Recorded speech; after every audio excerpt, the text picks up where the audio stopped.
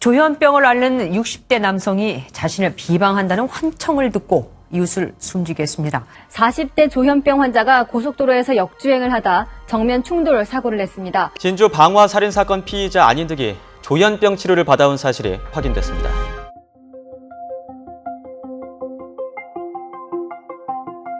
조현병, 최근 언론을 통해 쉽게 접하는 병명, 그리고 그로 인해 고통받는 환자들의 이야기입니다. 사실 조현병과 함께 언급되는 충격적인 범죄 사건 소식은 평온한 일상을 꿈꾸는 많은 사람들에게 두려움을 느끼게 합니다. 나에게도 저런 끔찍한 피해가 생기면 어떡해? 한시라도 빨리 환자들을 발견해서 이런 불미스러운 일들이 발생하기 전에 강제 입원을 시키고 약을 꾸준히 먹게 하는 것이 나도 좋고 환자에게도 좋지 않을까? 쏟아지는 조현병 뉴스를 보고 있으면 우리 모두의 마음속에 자연스레 드는 생각입니다. 황상민의 심리상담소에서는 병의 이유도 모른 채 4년 반 동안의 치료로 인해 정신병 환자로 만들어지게 된 한 환자와 환자의 어머니를 어렵게 모셔 인터뷰하였습니다. 이를 통해 우리 주위의 많은 사람들이 겪는 마음의 아픔, 그 정체를 알아보고자 합니다.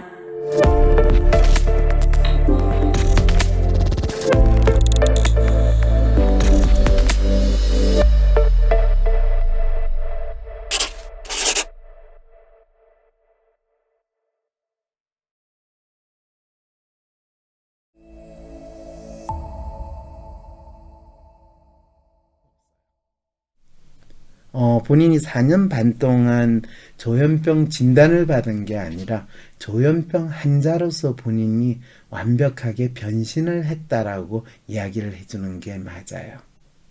4년 반 동안 본인이 약을 먹으면서 확실한 조현병 환자가 보이는 그 정상을 아주 확실하게 가지게 됐다라고 하는 생각이 든다고.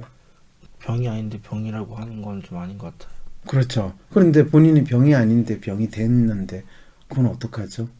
저도 왜 이렇게 된지 모르겠어요. 약을 먹으면서 조현병 환자로 완벽하게 변신을 했다고요?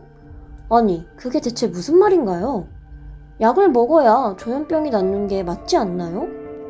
치료를 4년간 했으면 이제 다 나았다고 봐야 하지 않을까요? 왜 이런 일이 일어나는 걸까요? 정신과 의사들은 조현병을 어떻게 진단하는지 한번 들어봅시다.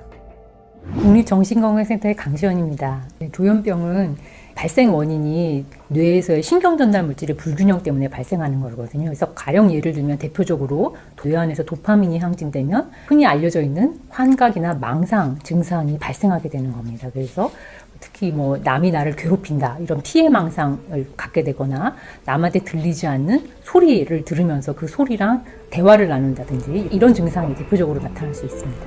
이것을 도파민 가설이라고 합니다. 하지만 현재 대다수의 의학 논문이나 연구는 이것을 가설 수준의 주장이라고 취급하며 실제로 도파민 가설은 조현병을 설명하는 적절한 이론이 되지 못합니다. 한마디로 뇌질환 가운데 일단 하나다 라고 보면 되는데 혹시 조현병의 원인이 좀 뭔지 알 수 있을까요? 그러니까 조현병은 어떤 하나의 원인 때문에 나타났다고 말하기는 어렵고요. 여러 가지 원인이 복합적으로 이제 얽혀서 생기는 거라 생각을 하는데 그러니까 조현병의 원인 중 여러 가지가 있는데 가장 중요한 게 이 뇌 이상과 같은 이 생물학적 원인입니다. 심리적인 증상이 아니라 뇌 이상을 동반하는 질환이라는 부분에 대해서 많이 연구가 되었습니다. 그래서 뇌 기능에 있어서 미세한 뇌 회로의 손상이 있기 때문에 그로 인해서 질환이 발생했다는 것이고 그 부분들을 치료하면 되는 것으로 알려져 있습니다. 의사들은 조현병은 결코 심리적 증상이 아니고 뇌 이상을 동반하는 질환이라는 것을 굳게 믿고 있습니다. 의학의 권위를 통해 조현병이라고 하는 증상을 보이는 사람들을 뇌 이상을 겪는 병이라고 믿는 것을 잘 나타내고 있습니다. 근대 사회가 시작되면서 개인의 마음의 병을 정신병이라고 취급하기 시작했죠.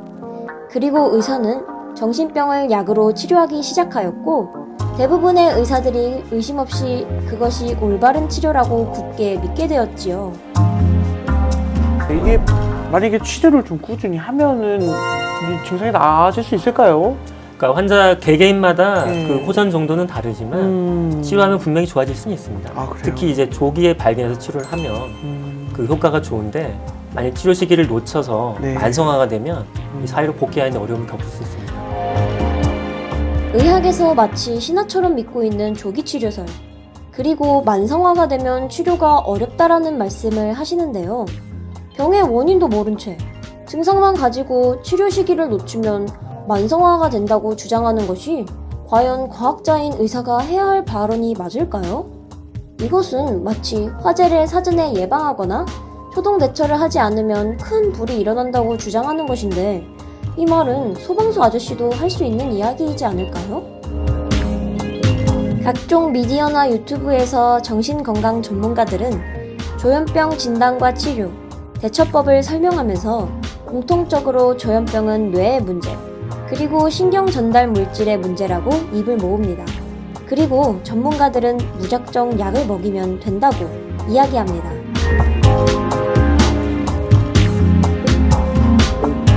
본인이 처음에 조현병 약을 먹었을 때가 언젠지 혹시 기억나세요? 서울대병원에서 먹었던 것 같은데 그때 서울대병원에서 조현병이라고 진단을 받고 약을 받았어요. 그게 혹시 몇 년 몇 월인지 혹시 기억나세요? 2015년 9월달? 그때 처음 서울대병원에 갔어요. 네네네. 처음 병원 입원했던 기억이. 아, 입원을 했어요? 입원을 했어요.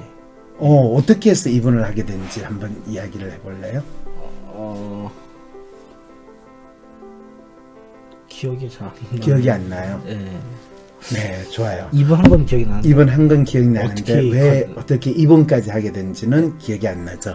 어머니 혹시 기억나세요?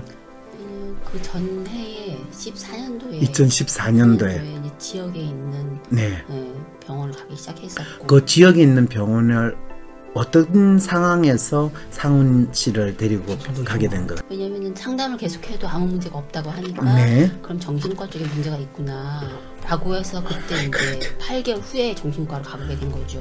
그런데 그때 상훈 씨가 생활하는 데 있어 어떤 어려움이 있거나 이상한 어떤 행동을 보였기 때문에 정신과로 가신 거예요? 아니면 어머님은 어떤 이유로 상훈 씨를 뭔가 문제가 있다고 생각을 하셨어요? 주위에서 이제 빨리 병원 데리고 가라고 한 거예요. 왜요?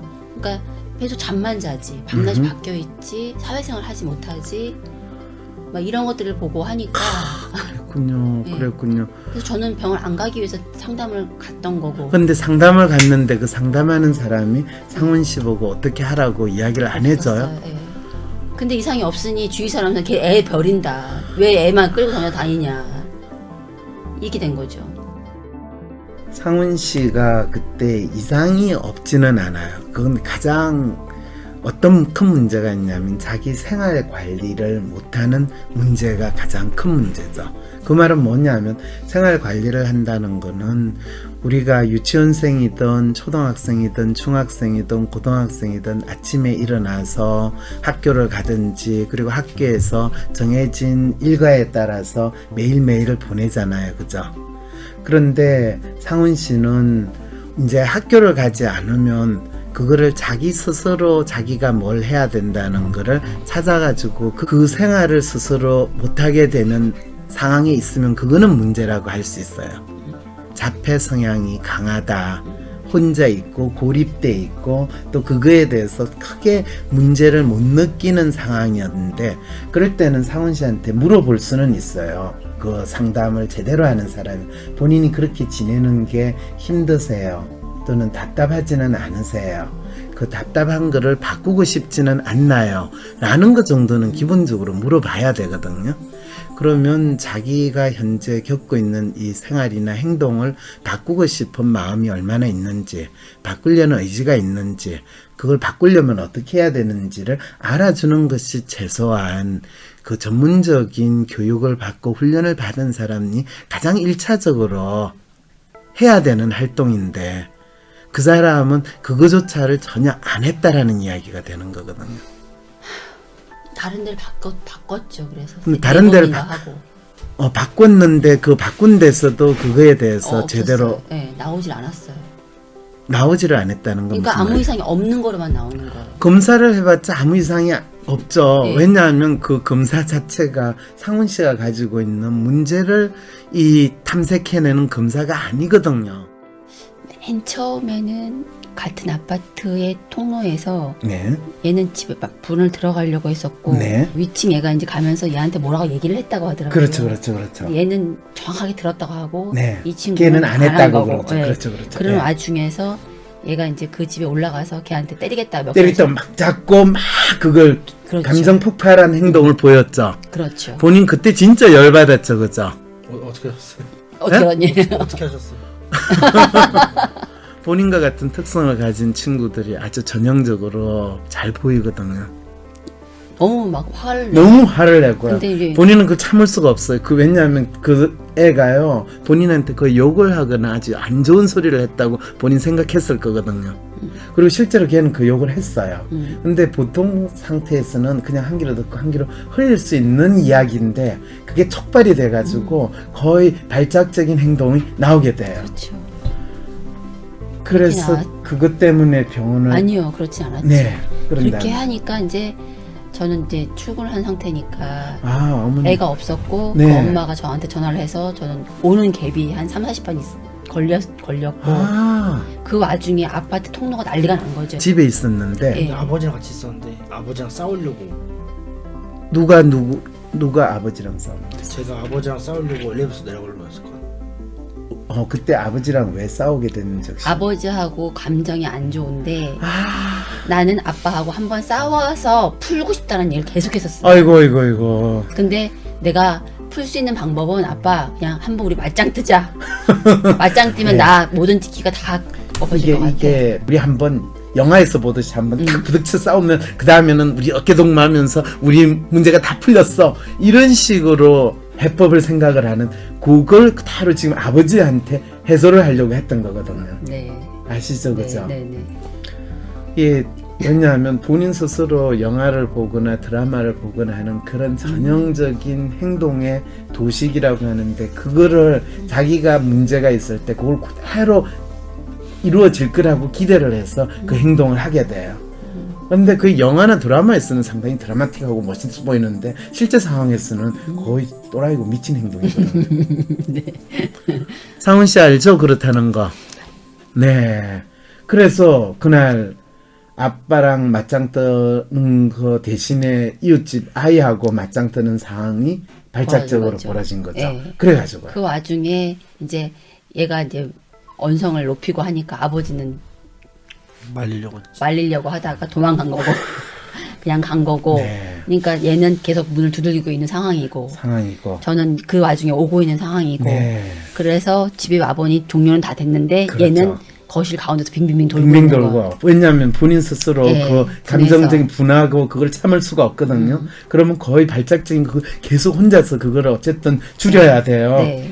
그래서 집에 있으면 안 되겠다 싶어서 그냥 데리고 나왔어요. 네, 잘하셨어요. 차를 태워서 한 네. 바퀴 삥 아무 소리도 안 하고 그냥 한 바퀴 어머니 잘하셨어요. 돌았어요. 돌은 다음에 너 밥 먹었니? 밥을 안 먹고 배고프다. 그래서 뭐 먹고 싶냐? 그러니까 스테이크 먹고 그래. 그럼 스테이크 잘하셨어요. 먹자. 네. 그래서 밥을 먹고 그러니까 좀 차분해지더라고요. 네. 그래서 그때 상황을 다시 설명을 해주는 거예요. 자기는 네. 정말 그랬고 진짜 맞아요. 화나고 맞아요. 그랬는데 집에 가보니 벌써 아파트 통로에서는 얘에 대한 눈빛과 시선이 다 이제 종료가 된, 얘가 상황이 거기서 있을 수 없는 상황이 벌어진 거예요.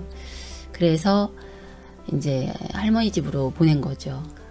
한두 달 같이 있었죠. 그런데 병원에 처음 입원을 하게 되는 그 상황을 좀 이야기해 그게 주시죠. 이제 한 달 지나고 나서 할머니하고 매일매일 이제 나와서 움직이다 보니 할머니도 지치셨고 얘는 그 생활이 너무 할머니하고만 생활이 심심하니까 돌아버렸겠네요. 진짜 돌아버렸겠네요. 그럼 그때 아주 전형적으로 본인이 아침에 몇 시에 일어나서 어떻게 생활했는지 혹시 기억나요? 먹고 자고 했던 것 같아요. 학원? 강남으로 파고다학원이라고 있는데 네, 거기에서 영어 배우러 갔었어요? 아, 그걸 왔다 갔다 하고? 네, 일주일에 3번씩.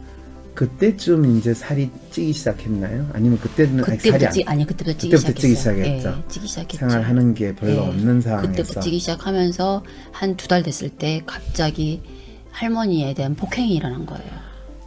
그러면서 집에 있는 물건을 다 부수고. 부수고요. 그런 네. 다음에 저한테 다시 연락이 왔죠. 네, 그게 이제 발작적 증세라고 이야기하는 행동이 나타나는 건데, 그럴 때 상훈 씨도 엄청 답답하고 엄청 진짜 본인이 이 상황을 어떻게 하지도 못하는 그런 상황인데 착하게 지내려고 하는데, 그때 할머니를 때리거나 또는 집에 있는 물건을 부수기 시작한 건 할머니가 본인을 뭔가 촉발을 했죠. 네. 뭐로 가지고 어떤 말로 촉발을 했나요? 갑자기 보고 있는 TV를 확 끄는 거예요. 이런 게 보통 집에서 애가 게임하고 있는데 게임하지 말라고 엄마가 갑자기 스위치를 끄면 애가 발작적으로 엄마한테 때리는 거, 그 행동하고 똑같은 행동이 일어납니다. 네. 그래서 제가 올라와 보니 저한테 또 폭행을 하더라고요. 그렇죠. 그래갖고 제가 놀래서 이 근데 상황은 예. 그때 폭행을 한 건 받자보자 엄마를 보더니 때렸어요? 아니요. 그랬죠. 엄마 식당에서. 무슨 말을 했지. 뭔가 식당에서. 이야기를 했죠. 그렇죠. 무슨 말을 했어 엄마가. 저도 기억이 안 나요. 네, 기억이 안 나는데 그냥 폭행했다라는 것 때문에 이제 상훈이가 이유 없이 폭행을 한다라고 엄마는 생각을 하셨을 겁니다. 뭐 그럴 수도 있어요. 네, 그렇게 돼. 식당에서 일단 봤는데 그냥 얘기를 하고 하다가 갑자기 상훈이가요, 할머니한테 그렇게 폭행을 하고 나서 속으로는 엄청나게 자책을 하고 속으로 엄청나게 지금 그래요. 걱정을 하는 그 심리 상태에 있었을 텐데 엄마까지 와가지고 내한테 뭐라고 그러니까 본인이 이제 또 이 발작적인 행동이 일어나게 되는 거죠. 상훈 씨가 처음 조현병으로 진단받은 계기는 집 근처 엘리베이터에서 보인 발작적인 행동, 또 할머니에게 보인 폭력적 행동 때문이라고 할 수 있군요. 섬세하고 예민한 사람의 마음이 보이는 불안한 상태에서의 일종의 욱하는 행동, 감정적 폭발이라고 할 수 있겠네요. 황 박사님에 의하면 이런 욱하는 행동, 발작적 행동은 자신의 생활 관리를 잘 하지 못하는 예민하고 섬세한 성향의 사람들이 지속적인 사회생활, 인간관계의 스트레스나 어려움을 겪으면서 스스로 왕따가 되거나 또는 심각한 피해의식을 느낄 때 잘 나타난다고 합니다. 겉으로 보여주는 폭력적인 행동과는 달리 당사자는 스스로 답답하다, 갇혀있다, 억울하다 또는 자신이 누구로부터 피해를 당하고 있다와 같은 불안, 자책, 두려움을 느낍니다. 제가 지금까지 상훈 씨 상황에 대해서 이야기를 하자면요. 상훈 씨가 적극적으로 사람들하고 잘 지내는 그런 상황이 아니고요. 상훈 씨의 심리적인 특성을 WPI 프로파일로 이야기를 하면 로맨티스트의 매뉴얼적인 특성을 뚜렷하게 가진 심리라고 이야기를 할 수가 있어요. 그 말은 이 친구가 상당히 예민하고 섬세하고 또 어떻게 보면 참 착한 애였어요. 자라면서 누구랑 같이 싸우거나 다른 사람을 괴롭히거나 그런 일 별로 없었을 거예요. 거의 한 번도 없었어요. 없었죠. 네. 그리고 진짜 비교적 얌전하고 그렇죠. 착하고 혼자 지내는 거 좋아하는데 애가 키가 1m 80이고 덩치가 크니까 그 덩치에 비해서 참 순한 애다라고 어머님은 생각하고 상훈이 키웠죠. 그렇죠. 네, 어머님이 그게 크게 문제가 된다고 생각은 안 하셨을 거예요, 처음에는. 그럼요. 로맨티스트의 매뉴얼 성향이란 황상민 박사가 개발한 WPI 심리검사에서 사용하는 어떤 사람의 마음의 성향을 나타내는 용어입니다.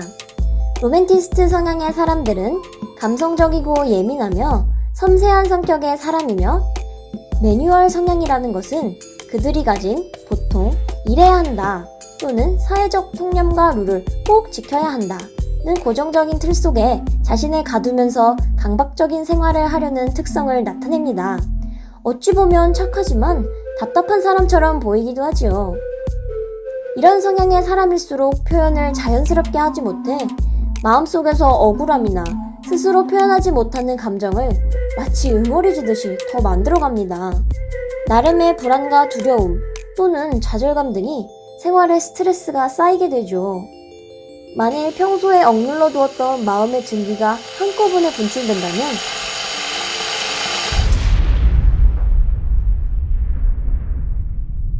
그것은 바로 발작적 행위, 폭력적 행동으로 분출되는 것이지요. 각자 자신이 처한 상황에 따라 낯섦과 불안의 정도가 참을 수 없는 상태가 될 때 다양한 조현병 증상이 나타나기도 합니다.